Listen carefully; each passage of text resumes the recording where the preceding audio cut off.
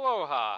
This is the Green Lightning Mr. T. Last episode, we started off this grand quest, well,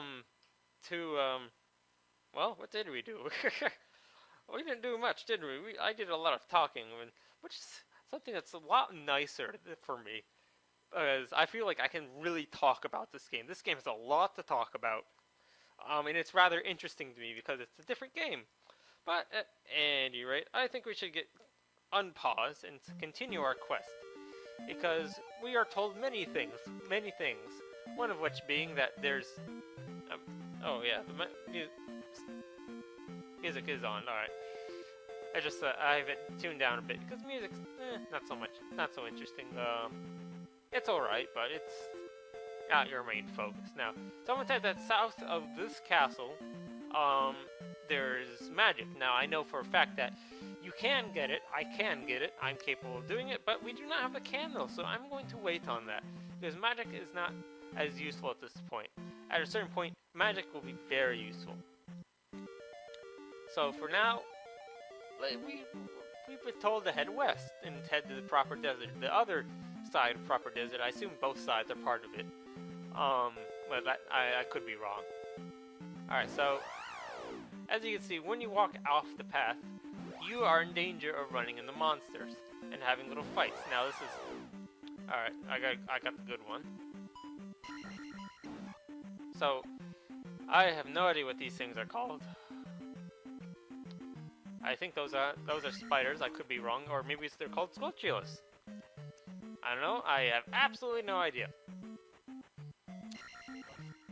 Now, I haven't really talked about combat, have I? Alright, so, while we've fought off for these guys, first of all, this is a magic jar.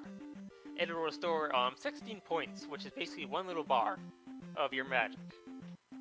Now, basically, well, I don't have much to say more about that, but yeah. You collect stuff using your sword in this game, by the way. You can't walk over it. It's a smart idea choice, because then if you don't want to collect it quite yet, you can walk right past it. Now, when at full health, just like in the first Zelda game, you shoot a beam out. Now, this is really well done. I love the idea that you can still use your beam, because this is, like, this game. I love the idea of shooting beams out your sword. In the 3D games, being able to shoot beams is very limited and is kind of taken out, except in later games and Majora's Mask. I love the idea of having the beam, but at any rate, I should go on. So you can stamp down, stand up, and whether you're ducking or up, you also have your shield out, and your shield is capable of blocking a lot of different things. Not enemies themselves, but what they try and hit you with. Like, he was trying to throw spears at me. A to jump. Well, hold on a minute, I'm playing with a Wii remote, so maybe I should go over the controls.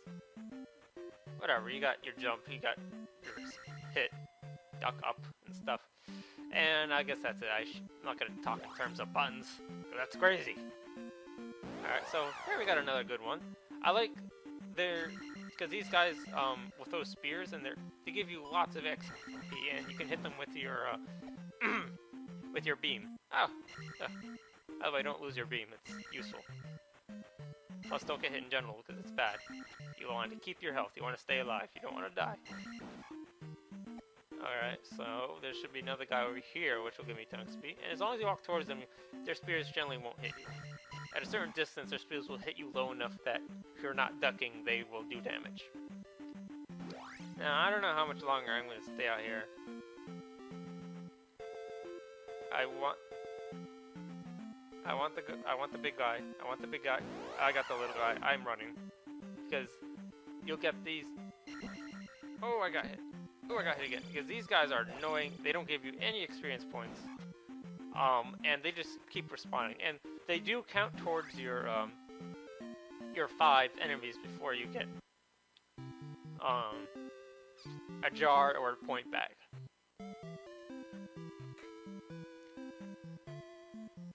Alright, so let's heal up.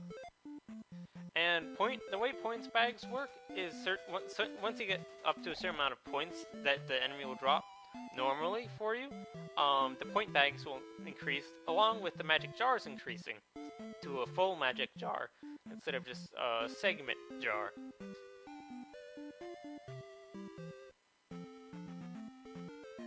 So I'll get that once we get the enemies that give you more experience points. Because for now, most enemies that drop point bags will drop 50 point bags at the level we're at. And very good, the big guy again.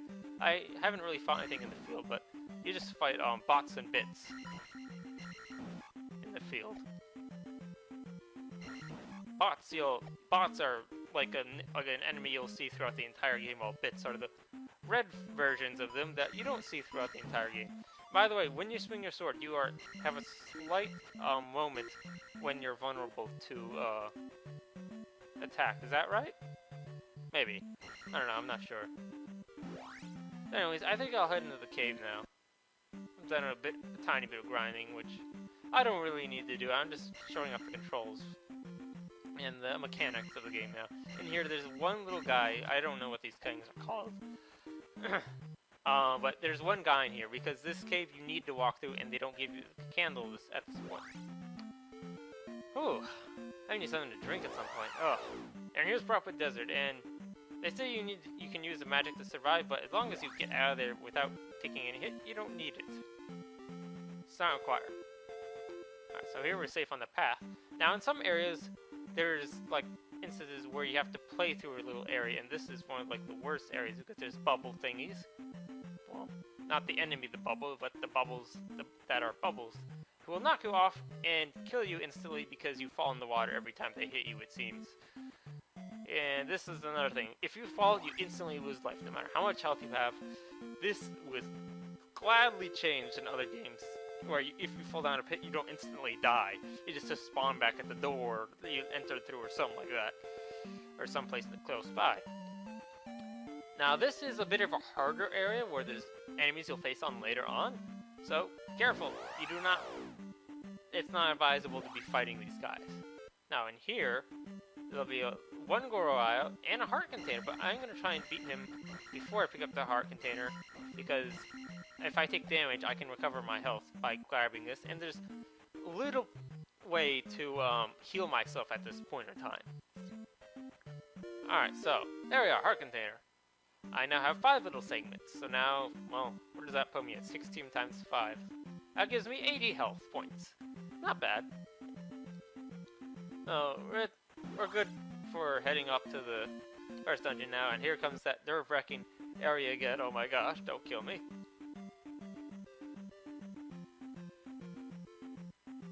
Okay.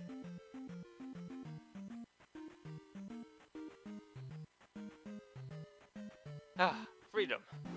Alright, I am alive and well. So, oh, relief flows into my veins. Okay, so, alright, let's just go. Another thing to note is that the small enemies, the little blobs are easier enemies, or at least they're supposed to be easier enemies. Really, really late in the game, it's almost like backwards in a sense. And the big, like, monster beasts, are the ones that are the tougher enemies. So, just as something to note, they give you different enemies, but it depends on your location on the map, the area of the map you're in, and what terrain you're standing on. Now, another thing to note is that there can sometimes be fairies. If you hit a fairy, they'll come to a nice safe ground. You just collect the fairy and you move on. Fairies will recover your health completely, and there is actually a fairy in this dungeon, since you have no way otherwise to recover your health, unless you get a level upgrade. Now here we get some minions, or mini-boons. I have absolutely no idea what these things are. And these enemies are capable of taking away experience and health. Something that means experience being very valuable. They take away 10 experience, I think. That'll be in the little description of the features of this monster. And here's some bots. We haven't actually seen bots yet. And we've yet to see bits. The bots are capable of jumping around them, and are quite bothersome since you see them through the rest of the game.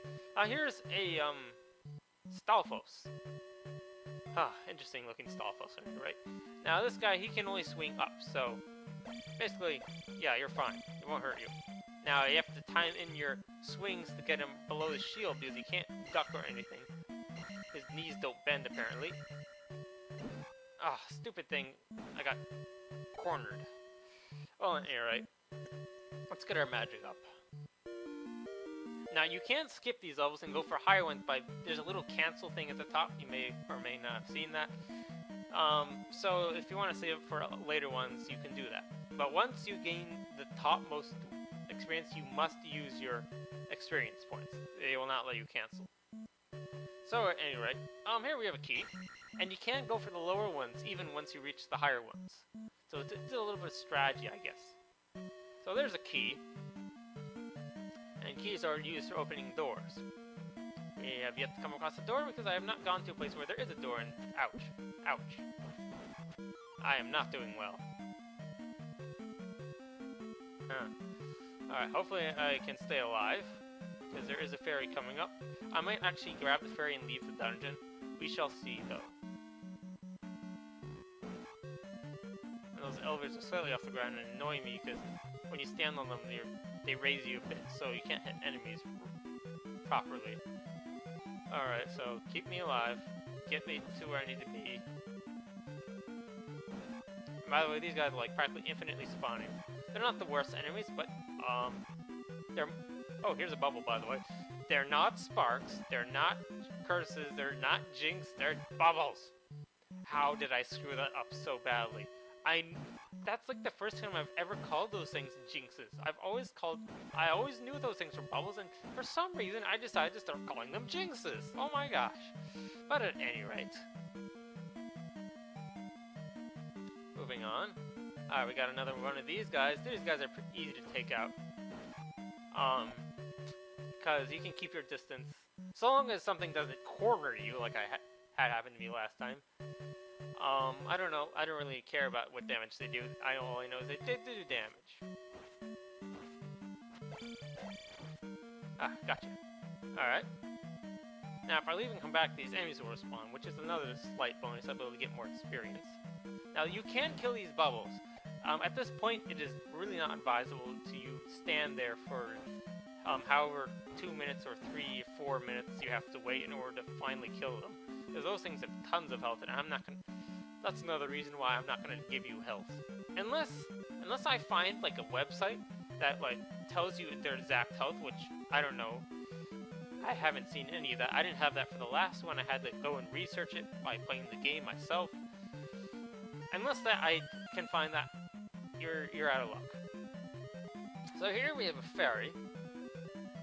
Heal me. Or maybe I shouldn't heal. A thought occurred to me. I am closing in on my next life upgrade, so if I wait a little bit, I should be able to get it. And I can use my magic spells if need be, if I'm worried about dying. I should be... Okay, there should just be a couple of these guys. Now these guys aren't infinitely spawning, they spawn at certain points in this screen. So, only have so many to deal with. There's another key, there's another key even further in. And I think I'm going to use my spell here, because if I don't use it now, I'm never going to use it. And you have to use it before you take damage, or else it doesn't help you. Like, if I were to use it when I have low health left, it wouldn't matter, it wouldn't even keep me alive for another hit. Alright, so here we have whatever these things are. I really don't know the names of these things as well as the other game. I mean, I know the basic enemies, but I don't know all of them. So this guy is like kind of like a Hammer Bros in Mario. He throws these clubs or whatever. And there we are. We can level up our life, which will also not only increase our defense, but restore me back to full health. So I can save that for later. Now here's another key. Oh, he dropped magic. I forgot. Some of these statues, when you hit them, will drop magic or spawn an enemy. And I mean, they will do that, or they will do that, the other. They're capable of doing both. Now, this early on, none of these will spawn enemies. They will always spawn the full magic refills, which I'm glad I now used that, even though I didn't take any damage in this room. I was right to do so in this room. Now, I'm not going to be showing off the entirety of each and every dungeon. Mainly the last one, which is basically a labyrinth, which I did search the entirety of it at one point, and there's many a hidden magic things, like hidden throughout the dungeon, which, at least some of the dungeons, which you can, if you let me know in the comments where they are, the ones that I missed, I'll put an annotation, if I'm ever in the screen, that it's on. I don't know how this is going to work for the last dungeon, because I don't intend to, go through the entirety of it. At least well, we'll see. I'm not using maps for this game, which is what I did for the first one, because this is a normal Let's Play. I'm not, this isn't a challenge or anything where I'm not, like, I think I should use the map to my advantage, so that I can take the easiest route possible to these dungeons. These dungeons, practically, you have to explore the entirety of them, except for maybe a few minor areas in them. How am I doing on time? Alright, we got another 5 minutes. Alright. These are good. Definitely going to be those 20-minute videos that I usually make. And there's a bubble. By the way, bubbles, they can also take away a bit of your magic when they hit you, so that's another thing bubbles are capable of. Rather annoying pests.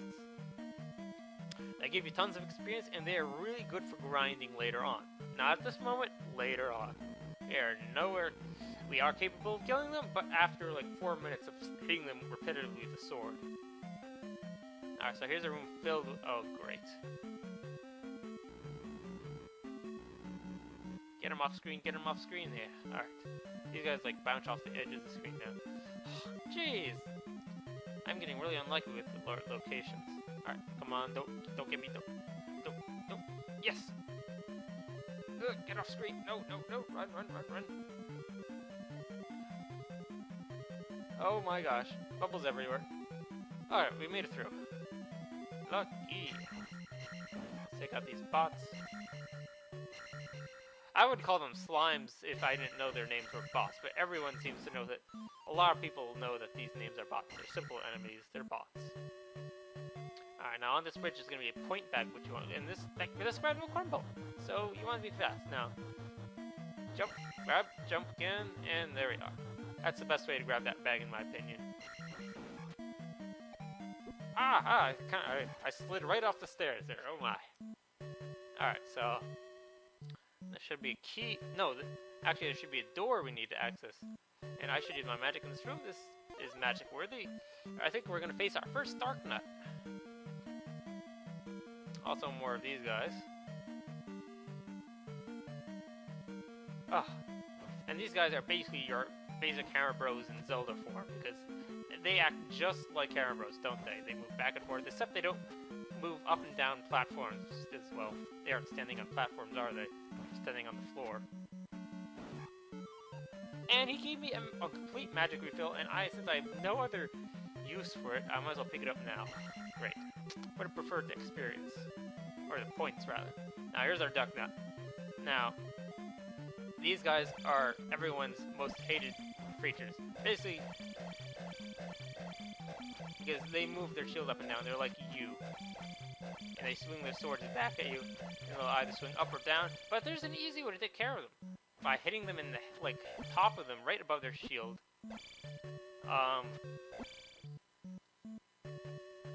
You can take care of them pretty easily. And I am, like, getting owned by this guy, which is really bad. Because I was trying to show him off a bit. So I'm... Alright, wait.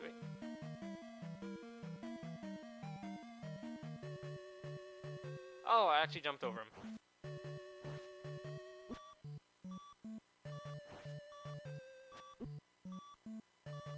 Ah! Oh my gosh, help me, someone. I really am. I am in trouble right now. I need to get to that ferry without dying. Or I need to grind in a safe location. There's a couple glitches in this game you can use, but not that helpful.